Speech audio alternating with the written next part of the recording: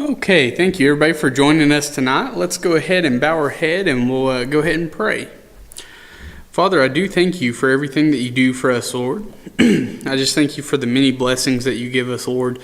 The many mercies that you give to us, Lord. And I just pray that you would help us to not take any of those for granted, Lord. I do just pray for our church here, Lord. I just pray that you would be with our church, Lord, that you would lift up our church, Lord. That you would just bring workers into us, Lord, and that you would just help us to continue to do what your will is, and just help to just spread the gospel and to make sure that we're doing the things that are pleasing to you. Father, I do pray that you'd be with the children's church. I pray that you'd be with us in the back there, Lord. That you would just help us to understand exactly what you'd have us to do, Lord. I just pray that you would just help us to be able to reach the children that come back there, that we would just be able to take your gospel, Lord, and just lead them to you, that they would just become disciples of yours, Lord, and just solidify in their hearts exactly what you have for them. Father, I just pray that you'd be with the Tuesday night visitation, that you would just continue to guide the hearts and minds of everybody able to go to that, Lord. That you just open up doors and opportunities for us, especially as the days start to get shorter. Here, we're not able to knock as many doors. So I just pray that you would open up more visits for us to be able to go out and maybe encourage people, maybe be able to win some people over to you, Lord, be able to show them the gospel. And I just pray that you would open some doors there and just help to guide us to understand exactly what you'd have us to do for the Tuesday night visitation. I do pray for the Wednesday night prayer service. I just pray that you would be with it, Lord, and I just pray that you would help those prayers to just reach heaven, and just be a blessing to the ones receiving the answered prayer. We have many sick, Lord. We have many in the hospital, many surgeries, and a multitude of things. So just help us to be mindful of those, even throughout the week, Lord, but especially during our prayer service. And help us to just be able to live in a way that when we ask, Lord, you're able to give. Father, I do pray for the Institute class that's going on even now. I just pray that you'd be with each instructor as they're giving their lesson tonight, Lord, that you would just clear their mind, Lord. I pray that you would be with each pupil or each student attending the Institute classes, and that you would just give them a blessing out of it. Maybe they'd be able to learn something new, and maybe they'd be able to use that to lead people to you, Lord. So I just pray that you would be with the Institute classes, the instructors, and the students. I pray that you would be with the different messages that we record during the week. I just pray that you would have those videos and those messages reach exactly who you have prepared them for. And I just pray that you would continue to bless us in that. Father, I do pray for our missionaries. Coming off the missionaries conference, it always opens up my eyes, and I'm sure other eyes, as to some of the complications, some of the different things that we might not think of not being in that field, Lord. So I just pray that you would help us to know exactly how to pray for them, know exactly how to care for them, Lord, know exactly how to get the things to them that they need. And I think one of the biggest things that I took away from it is that we need to pray for them more. So I just pray that you would give us a burden on our heart to just pray for our missionaries and just be able to support them in that manner. Father, I do come to you tonight, Lord, and I do ask that you would just clear my mind of all the many distractions from work today, all the many different things floating around in my head, the things that need to get done, and the different things that would love to steal my attention during this time. I just pray that you would help me to clear those out of my mind, to be able to focus on exactly what you have for us tonight, Lord. I pray that you would forgive me of any sin that I may have committed against you today, Lord. Maybe even sin that I don't know about. I just pray that you would bring it to my attention, Lord, and just help me to not commit it anymore, Lord. And I just pray that you would do the same for the ones listening tonight, Lord. Just help us to be vessels worthy to be used by you. It's in Jesus Christ's name I pray.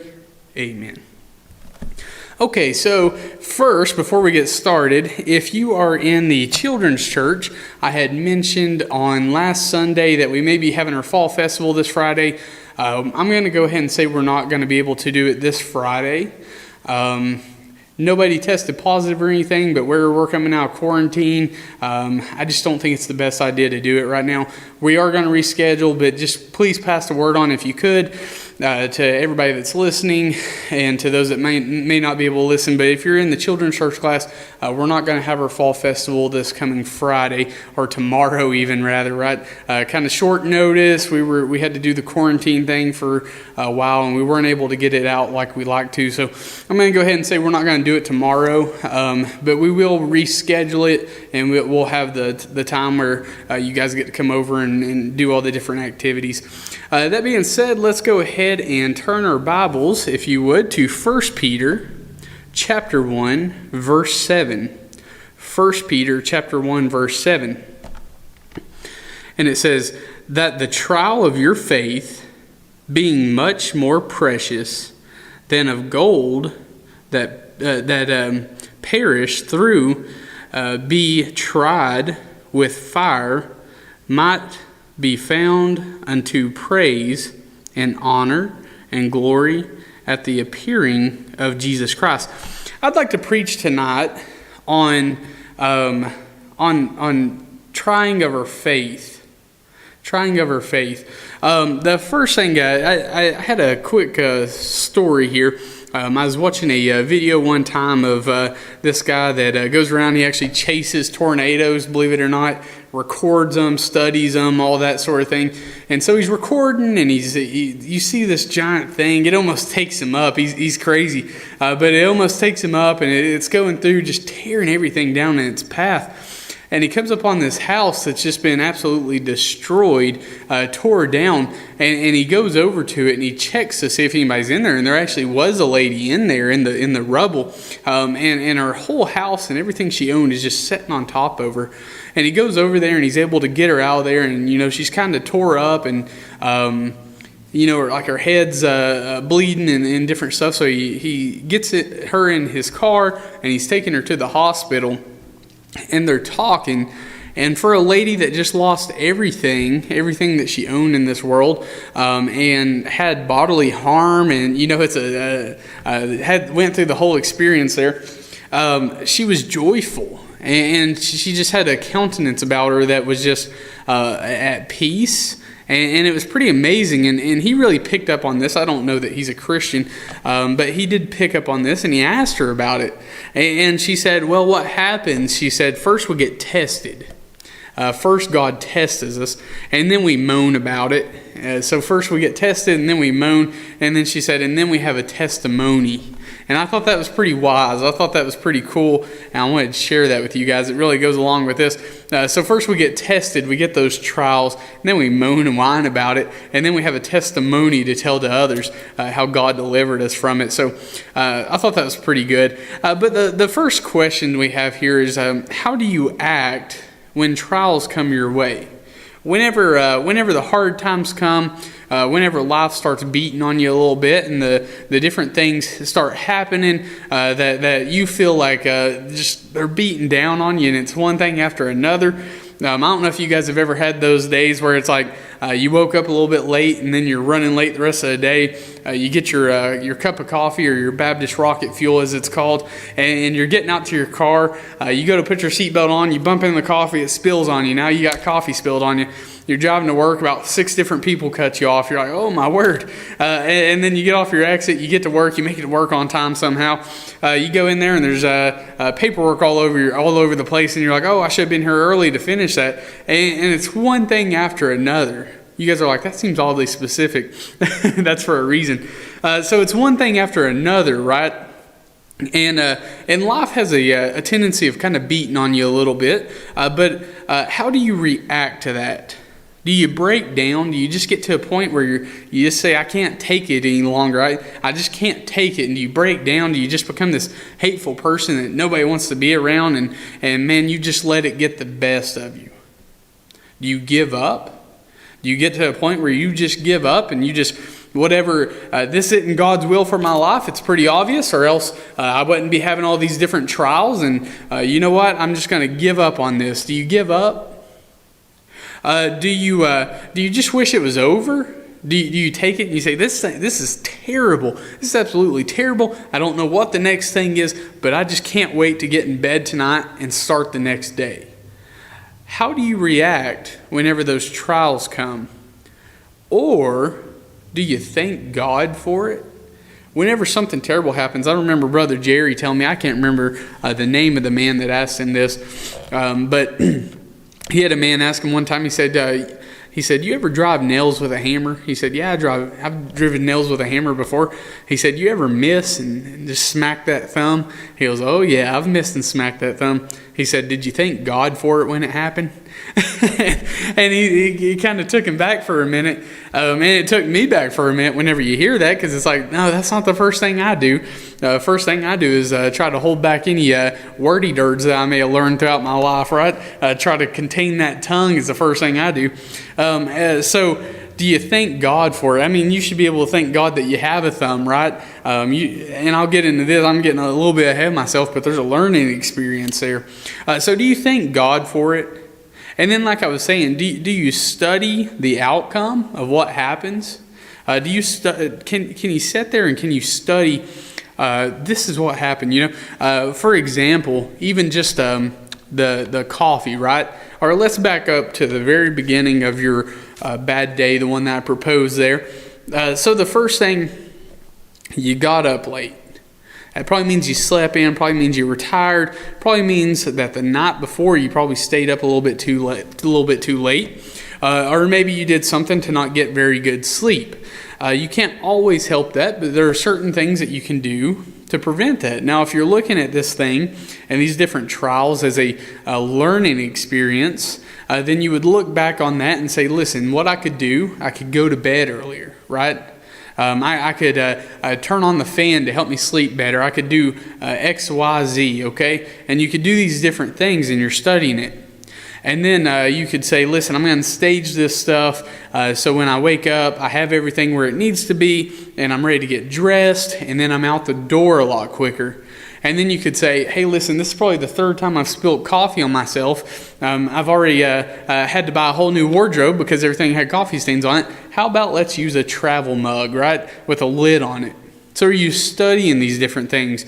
Whenever you're leaving to work, and those things will kind of correct the other thing.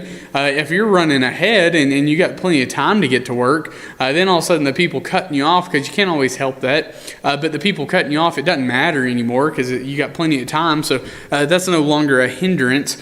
Because a lot of times when the little thing happens and you let it get under your skin and you don't have the right attitude about it, then the next thing that happens, man, it's just exponential in your own eyes. It may just be a couple of little things happen to you all day, but at the end of it, you're acting like the world's about to end. I had I heard of an experience of a man, and he had some work done for him, and the work wasn't exactly what he wanted. And so he called the company that did that work for him, and man, he just tore him up and down, And what ended up happening at the end of it is the man basically, he had seen that. I'm sure there were other things going on, but he had seen that, and he had got it in his head that company was doing him wrong. And he let it fester in his mind. He let it build up. And it was this thing that was so tiny, but he let it build up to the point where, he really made a mountain out of a molehill kind of thing. So we got to be careful not to do that when the trials come to our life. And then the last thing, do you see how do you look for growth in it? Do you look for growth? There are many different things. A lot of times I'll go back to working out. You guys can tell I work out. I'm just joking. So I go back to working out or something. Whenever you're lifting weights and you're lifting those weights, it's tearing your muscles. It starts to burn when that lactic acid gets in there, and it doesn't feel very good at the moment.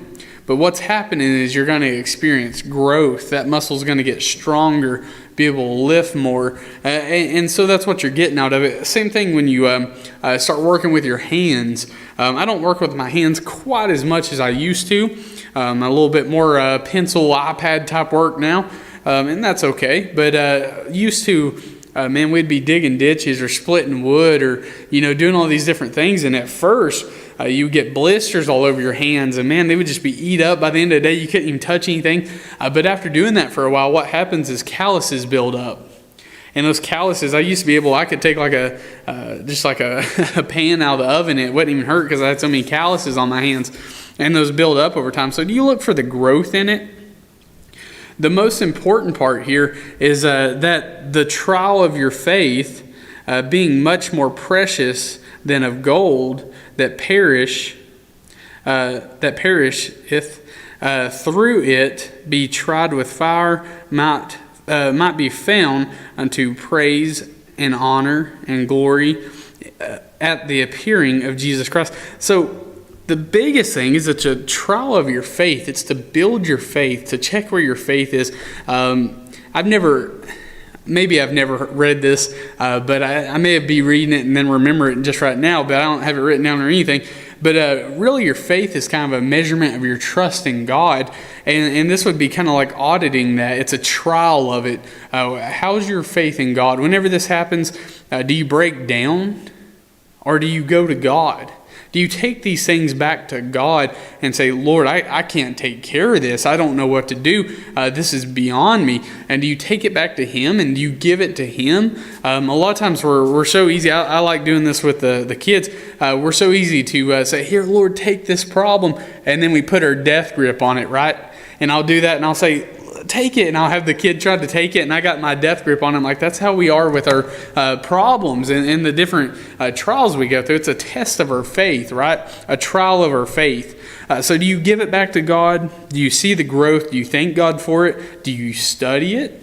Do you ever ask why maybe you're in that situation? It's very wise to ask, Lord, am I doing something? When the tornado of life or whatever you want to call it comes in, it's very wise to say, Lord, did I bring this upon myself? And to study it and to ask God if you brung it upon yourself.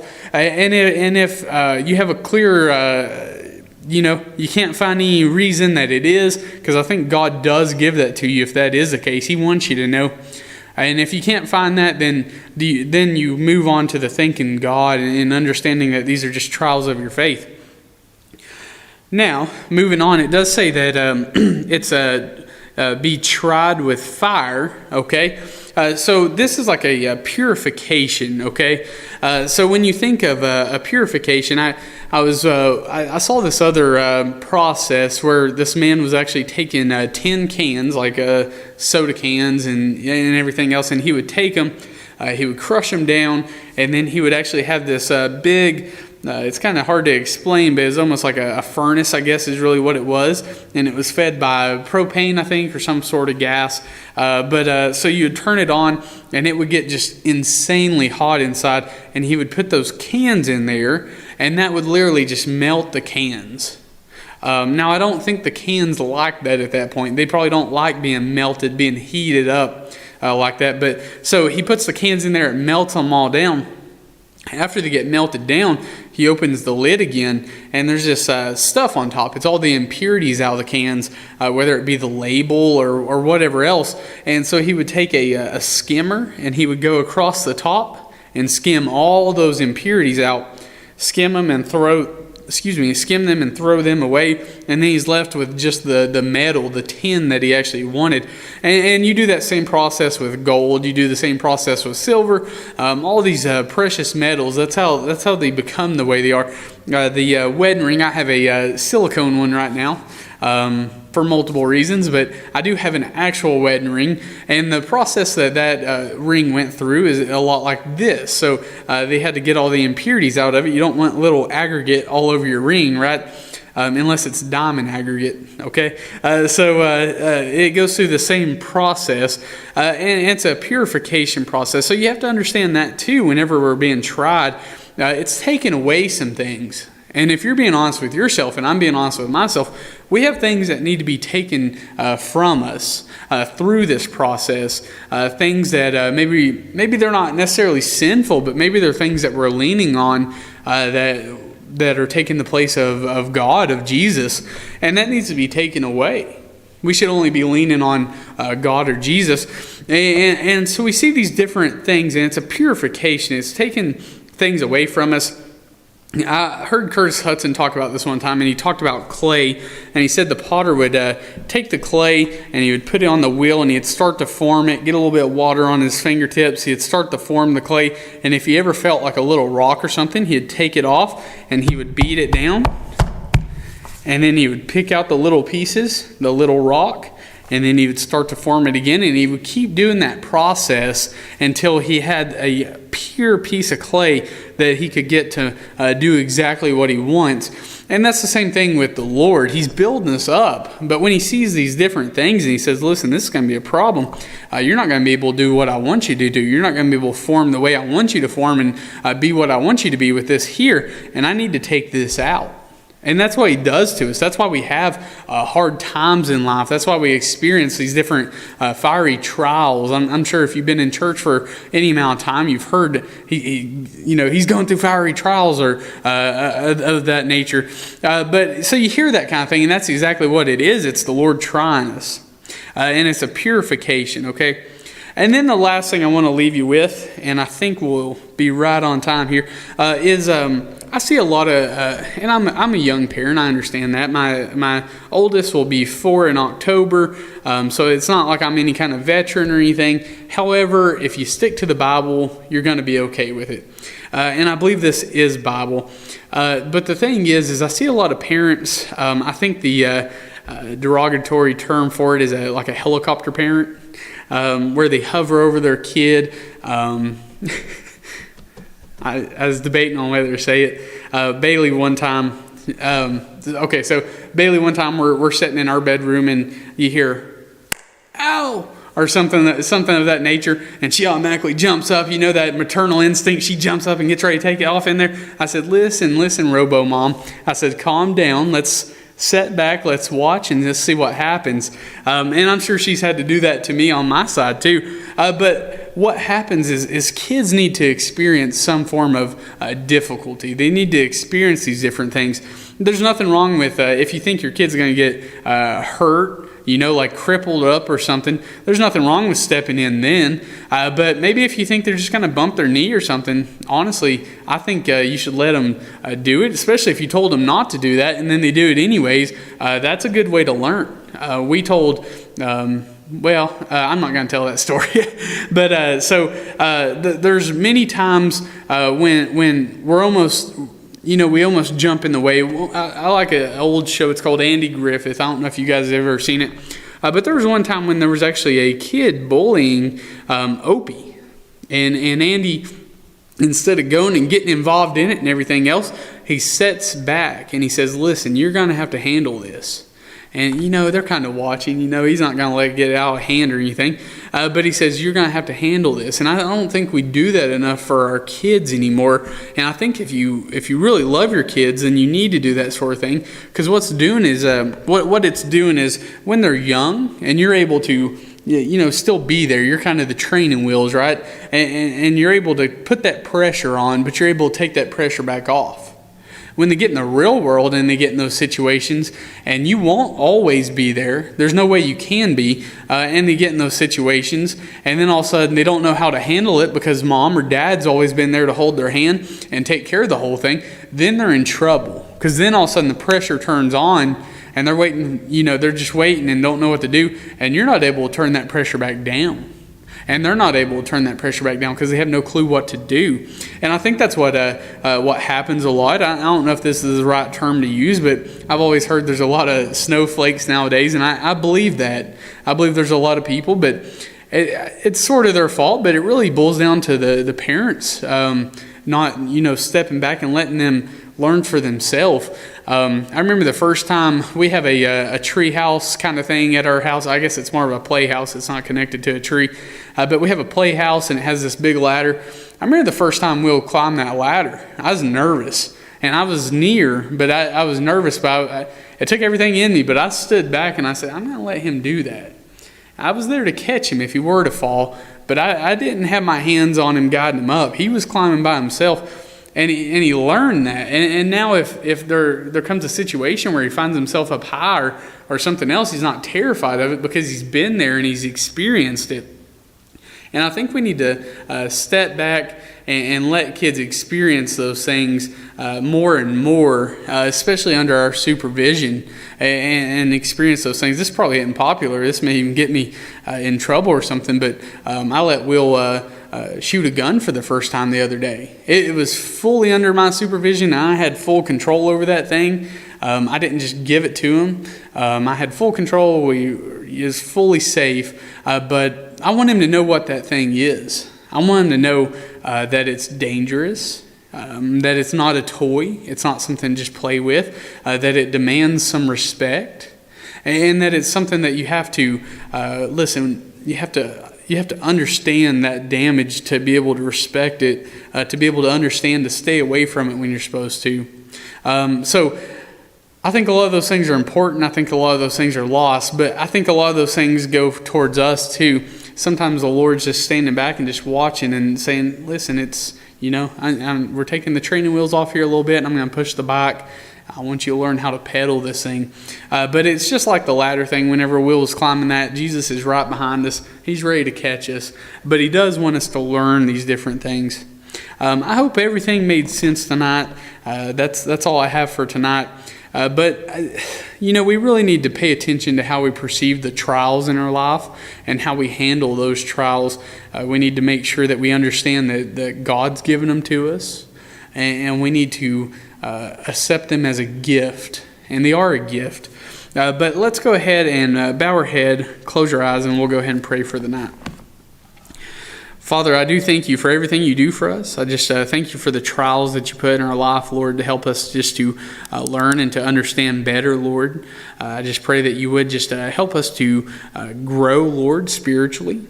I just pray that you would help us to understand the trials, Lord, and to take away from them exactly what you would have us to take away from them. I just pray that you would try us, Lord, and just take away those impurities, Lord. Help us draw closer to you. It's in Jesus Christ's name I pray. Amen.